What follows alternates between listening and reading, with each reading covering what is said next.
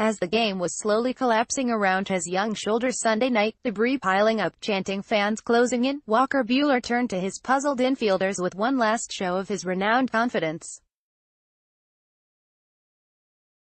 "We're fine," he shouted. Advertisement only this time, he wasn't. Only this time, his words drifted into the thick air and disappeared into the hostile night. This time, the kid with everything had nothing.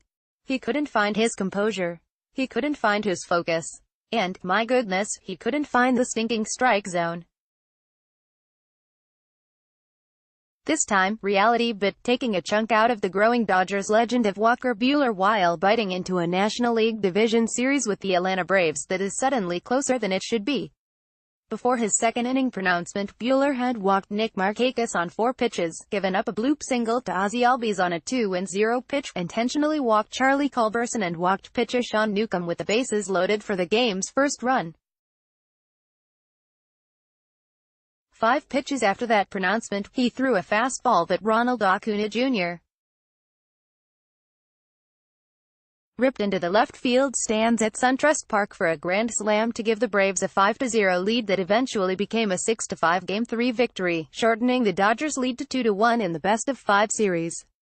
Dodgers fail to put away Braves in Game 3, series lead now 2-1 by Andy McCullough, October 7, 2018, 11:15 p.m. after which the kid who never seems to lose it made an honest admission. "Sometimes you just lose it," Buehler said. He didn't officially lose the game, as the Dodgers tied it 5-5 before Freddie Freeman's home run against Alex Wood in the 6th inning provided the Braves with a margin of victory. But Buehler did lose an air of invincibility honed from being the Dodgers' biggest big-game pitcher in recent weeks. Moving forward, he lost any argument that this 24-year-old should be considered a postseason anchor. However, perspective was gained. Everyone reminded that he's still a rookie. This is October. This was his first playoff start, and can we all just chill on the Superman stuff? This is a sport and it's tough sometimes, Buehler said. Buehler had been gone from the game for a couple of hours before it ended, yet immediately afterward in the clubhouse he was still in full uniform, honorably waiting to face the music of the media, arms crossed, fully accountable. Give him credit for not ducking questions and for taking full blame even though he didn't deserve it. Outside of the second inning, he didn't allow any Braves to reach base in his 5 innings. Advertisement give him credit for talking as much about his defeat as he does about his wins. He said, "This one's on me." D-Doggers Brian Dozier walks off the field after striking out against the Braves with 2 men on base to end the game. Wally Scalage, Los Angeles Times, 1/15. He said, "There's no excuse for the second inning, but we'll learn from it." He said, "We'll fix it, I'll be better, that's it." Manager Dave Roberts agreed that Buehler lost it, but also found it.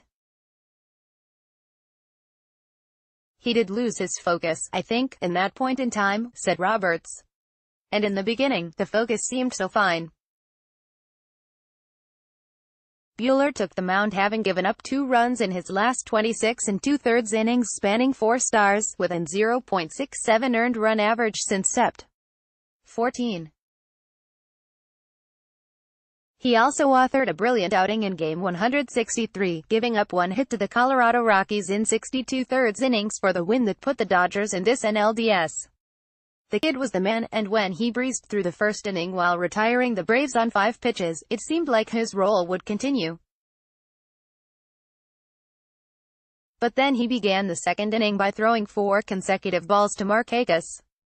He struck out Johan Camargo and seemed to settle, but then threw 2 balls in his first 4 pitches to Kurt Suzuki before striking him out. Then up stepped Albies, and you knew he was in trouble when he went ball 1, ball 2, again. Albies popped a fastball over the infield for a hit, and when Cody Bellinger botched the bouncer in center field, runners went to second and third.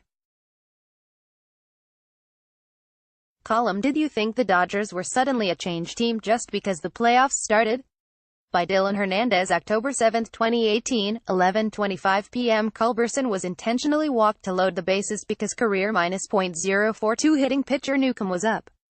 But with Buehler out of sorts, Newcomb might as well have been Babe Ruth, as he was walked on 4 pitches that had Buehler fidgeting, fussing, twisting his neck, pulling on his pants, trying to find himself. "We're athletes and we're moving pretty quick and this is a big stage and there's a lot to it," Buehler said. "Sometimes you overthrow or you're not looking at the right things, you're not thinking about the right things in the moments. Sometimes you get away with it, sometimes you don't. This time, he didn't." After 3 consecutive balls to Acuna, he threw a called strike, then Acuna struck. The crack of the bat was loud, and the ensuing roar from the largest crowd in this stadium's 2-year history was even louder as the ball dented the left field stands for a grand slam. Buehler composed himself to end the inning by retiring Ender Inciarte on a grounder, and then threw 3 hitless innings, because, of course he did. "If you can't walk a guy and whack in a run and be on national TV and embarrass yourself and still can't figure it out after that, I don't think you belong here," he said. Obviously, the 3-1 fastball to Acuna could say I don't belong here, but I don't believe that's the case.